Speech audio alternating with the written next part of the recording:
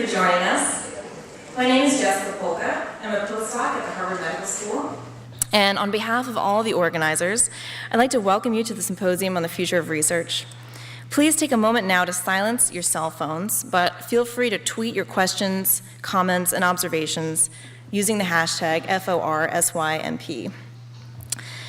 In this room beside you tonight are students, postdocs, professors, administrators, and industry professionals, representatives of many facets of the research enterprise. Though our perspectives are diverse, we are all here for one reason. We care deeply about the future of science.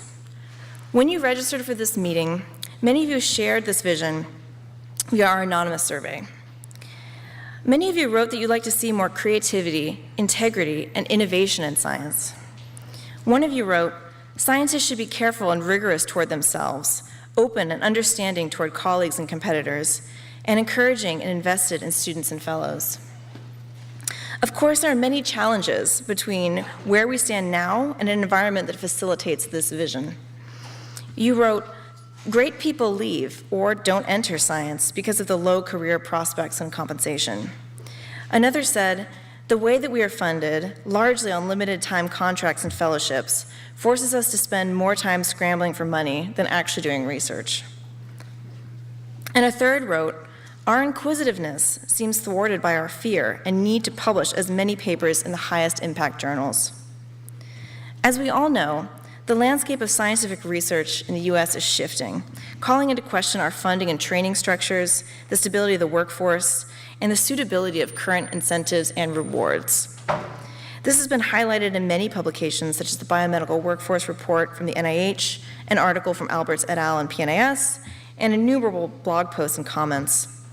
More and more scientists are now becoming involved in the discussion about how to better the system.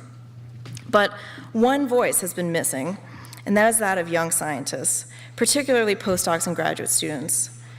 This is our future, so we absolutely must engage with these issues.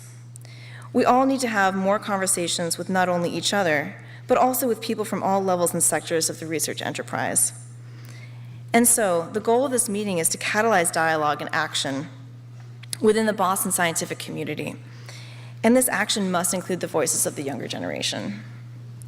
As you can see in your program, we'll be hearing from distinguished speakers this evening and tomorrow morning. We hope this helps spark discussions on some of the most pressing issues biomedical research faces today.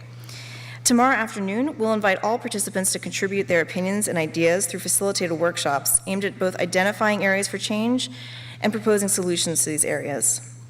And after the meeting, we'll compile the outcomes of these sessions into a report for comment and dissemination. We may not reach consensus, but we are all capable of contributing to change. We hope this meeting stimulates you to think, speak, write, and act on these critical issues to make the future of science brighter.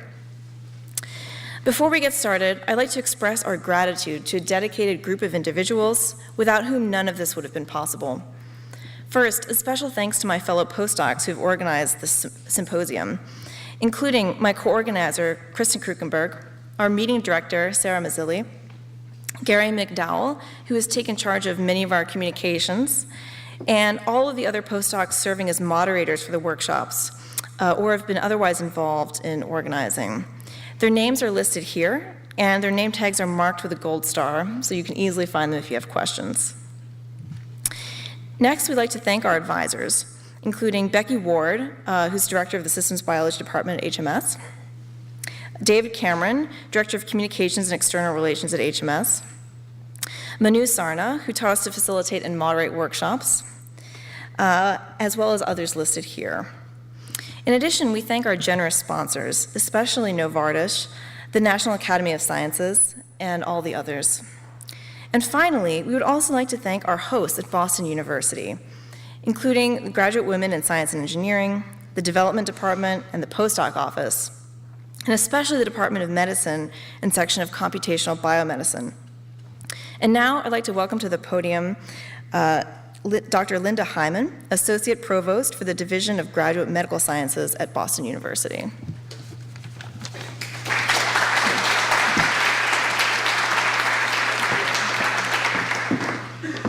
Well, Thank you. I'm just so delighted to be here on behalf of Boston University to welcome you. This is an amazing event. Boston is the best place really in the world to train. And I think that this is evidenced by the effort that the postdoc community has come together to put this symposium together. So I think it's one of those things that you have to be careful what you wish for, since I have a sneaky suspicion this is going to be extremely well received, and we'll look forward to this every year. It's a lot of work, but you really need to be commended on putting this together. So I look forward to just a very exciting session.